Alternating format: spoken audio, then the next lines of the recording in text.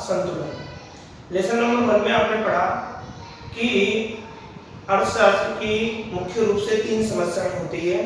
अर्थशास्त्र की पहली समस्या होती है क्या उत्पादन किया जाए, क्या उत्पादन किया जाए और कितना किया जाए, और कितना किया जाए। ठीक है। दूसरी समस्या होती है उत्पादन कैसे किया जाए, उत्पादन कैसे किया जाए। और जो तीसरी समस्या है वो है उत्पादन का वितरण, उत्पादन का वितरण किन में किया जाए। ये मुख्य रूप से है अर्थशास्त्र की 3 समस्या होती है जिसे आपने लेसन नंबर 1 में पढ़ा। क्या उत्पादन किया जाए, जैसे आप जानते हैं कि अभी किसी भी वस्तु को, जो भी वस्तु मार्केट में उपलब्ध है उसे बनाने वाली हजारों उत्पादक हैं, हजारों कंपनियां हैं। हजारों कंपनियां एक ही तरीके की वस्तुओं का उत्पादन कर रही है। इसलिए जब भी मार्केट में कोई नया उत्पादक आता है, कोई नई कंपनी आती है, तो उसके सामने समस्या हो जाती है कि मैं क्या उत्पादन करूं जो उपभोक्ता को पसंद आए या जो उत्पाद मेरा आराम से बिक जाए, और कितनी मात्रा में उत्पादन करूं। ठीक है। इसके अलावा उत्पादन कैसे किया जाए, मतलब उत्पादन की लागतों को न्यूनतम से न्यूनतम कैसे किया जा सकता है। उत्पादन का वितरण किन में किया जाए, मतलब जो उत्पाद बनके तैयार होगा उसे देश की विभिन्न व्यक्तियों में, विभिन्न पक्षकारों में किस प्रकार से बांटा जाए ताकि वस्तु का एक समान वितरण संभव हो पाए। तो जो सबसे पहली समस्या है क्या उत्पादन किया जाए और कितना किया जाए, ये समस्या का निदान होगा आपका लेसन नंबर 2 जिसका नाम है उपभोक्ता का संतुलन। ठीक है। तो क्या उत्पादन किया जाए, तो निश्चित रूप से उत्पादन वही किया जाएगा जो उपभोक्ता को पसंद होगा या उपभोक्ता जिसकी मांग करेगा। उपभोक्ता भविष्य में जिस उत्पाद की मांग करेगा उसी उत्पाद का उत्पादन करना आवश्यक होगा, और जितनी मात्रा में मांग करेगा उतनी मात्रा में ही उसका उत्पादन किया जाएगा। तो यहाँ हमें ये पता लगाना होगा कि उपभोक्ता के भविष्य में किसी वस्तु के लिए मांग कितनी होगी। लेकिन मांग का अध्ययन हम तभी कर पाएंगे जब हमें ये पता होगा कि उपभोक्ता के लिए क्या आवश्यक है या उपभोक्ता के लिए कौन सी वस्तु आवश्यक है। तो उपभोक्ता के लिए कौन सी वस्तु आवश्यक होगी, जो उपभोक्ता के लिए उपयोगी होगी। उपयोगी मतलब किसी भी व्यक्ति या कोई भी व्यक्ति किसी वस्तु का उपयोग तब करता है जब उस वस्तु से उसे किसी प्रकार की उपयोगिता प्राप्त होती है। अब यहाँ पर उपयोगिता का मतलब क्या हुआ, तो उपयोगिता का मतलब वो सिंपल सा है कि किसी भी वस्तु के उपभोग से उपभोक्ता को जो संतुष्टि प्राप्त होती है, जो सुकून प्राप्त होता है, जो आराम प्राप्त होता है, वही क्या कहलाती है, उस वस्तु की उपयोगिता कहलाती है। एक व्यक्ति प्यासा है, उसे प्यास लग रही है, वो पानी पीता है, पानी से उसकी प्यास बुझती है, तो यही पानी की क्या कहलाएगी, उपयोगिता कहलाएगी। एक व्यक्ति जो कि भूखा है, खाना खाता है, खाना खाने से उसकी भूख समाप्त होती है, यही रोटी की क्या कहलाएगी, उपयोगिता कहलाएगी। तो किसी भी वस्तु के उपभोग से उपभोक्ता को जो भी संतुष्टि प्राप्त होती है वही क्या कहलाती है, वस्तु की उपयोगिता कहलाती है। अब ये उपयोगिता सकारात्मक भी हो सकती है और नकारात्मक भी हो सकती है। जैसे अभी बताया आपको कि एक व्यक्ति प्यासा है और उसे पानी की आवश्यकता है, और पानी अगर वो पानी का उपभोग करता है, पानी का सेवन करता है, उससे उसकी प्यास समाप्त होती है, तो यही पानी की उपयोगिता होगी। इसी प्रकार से एक व्यक्ति जो कि किसी बीमारी को खत्म करने के लिए या बीमारी की अवस्था में बीमारी को समाप्त करने के लिए गोली या दवाई खाता है, और गोली दवाई खाने से उसकी बीमारी समाप्त हो जाती है, यही क्या कहलाएगी, उस गोली या दवाई की उपयोगिता कहलाएगी। ठीक है। तो किसी भी वस्तु से उपभोक्ता को जो भी संतुष्टि मिलती है वही उस वस्तु की क्या कहलाती है, उपयोगिता कहलाती है। अब मेन चीज ये है कि क्या उपयोगिता को मापा जा सकता है, उपयोगिता को मापा जा सकता है। तो उपयोगिता एक मानसिक सोच है।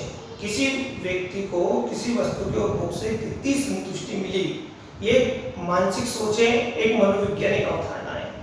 प्रत्येक व्यक्ति को किसी वस्तु के उपभोग से अलग अलग उपयोगिता प्राप्त हो सकती है। तो क्या उपयोगिता को मापा जा सकता है?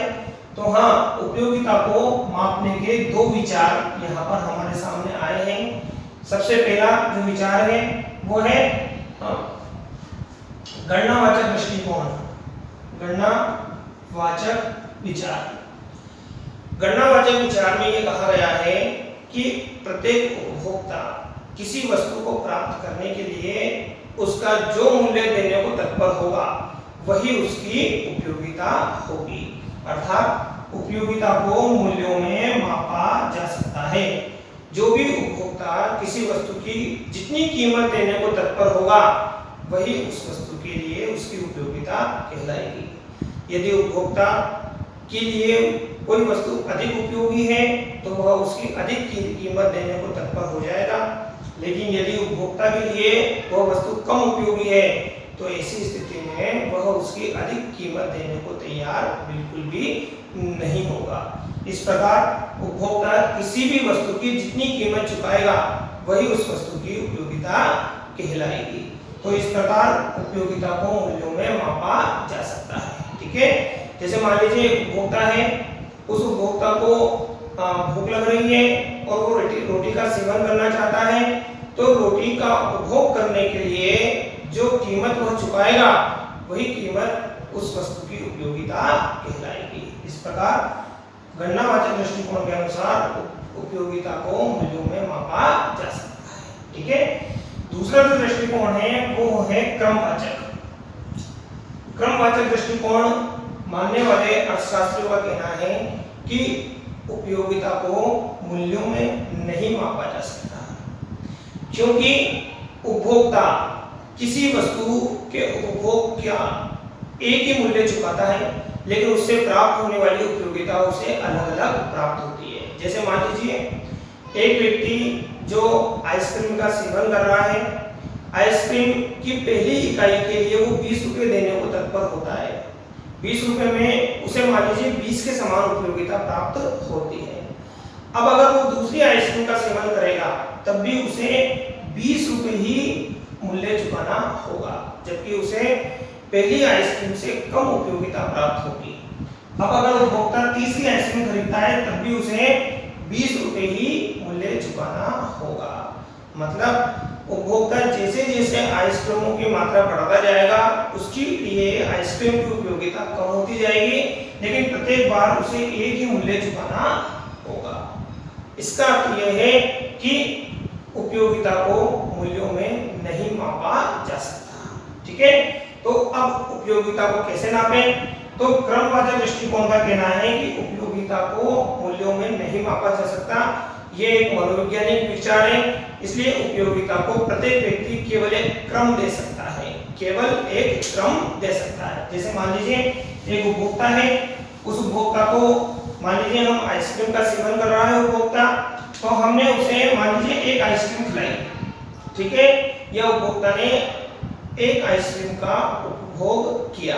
ठीक है, अब हम उससे पूछते हैं कि इस आइसक्रीम से जो आपको उपयोगिता मिली है वो कितनी मिली है। ठीक है, यहाँ हम उसे क्रम देते हैं कि 1 से लेकर 100 तक यदि आपको कोई अंक देना है, 1 से लेकर 100 तक यदि आपको कोई अंक देना है तो आप उस आइसक्रीम से प्राप्त होने वाली उपयोगिता को कितने अंक दोगे। मान लीजिए उपभोक्ता ने पहली आइसक्रीम को अंक दिए 90, अर्थात उसे 90% संतुष्टि या 90 इकाई के बराबर संतुष्टि प्राप्त हुई। अब उसे कहेंगे कि अब दूसरी आइसक्रीम का उपभोग करो और दूसरी आइसक्रीम के उपभोग से आपको कितनी संतुष्टि प्राप्त हुई। 1 से लेकर 100 तक आप क्या दो, इसे क्रम दो या नंबर दो। तो उपभोक्ता देखेगा कि पहली आइसक्रीम में उसकी आवश्यकता अधिक थी तो उसे अधिक संतुष्टि प्राप्त हुई, लेकिन पहली आइसक्रीम खाने से उसकी आवश्यकता की संतुष्टि थोड़ी कम होती है, इसलिए दूसरी आइसक्रीम से उसे पहली आइसक्रीम से कम उपयोगिता प्राप्त होगी। मान लीजिए व्यक्ति कहता है कि मुझे 70 इकाई के बराबर या 70 नंबर के बराबर 70 क्रम के बराबर उपयोगिता प्राप्त हुई है। इसी प्रकार उसे जब तीसरी आइसक्रीम खिलाएंगे तो उपभोक्ता से कहेंगे कि 1 से 100 तक आप तीसरी इकाई को कितना क्रम दोगे, तो मान लीजिए वह क्रम देता है 50। तो इस तरह से प्रत्येक उपभोक्ता की उपयोगिता को क्रम में मापा जा सकता है। इन क्रमों को हम कहते हैं यूटिल। क्या कहते हैं इनको अपन? यूटिल। जिस प्रकार से हम अनाज को किलो में नापते हैं, कपड़े को मीटर में नापते हैं, बिजली को किलोवाट में नापते हैं, ठीक उसी प्रकार से उपयोगिता का जो मात्रक है वो क्या कहलाता है? यूटिल कहलाता है। इसे यूटिल में मापा जा सकता है। ठीक है।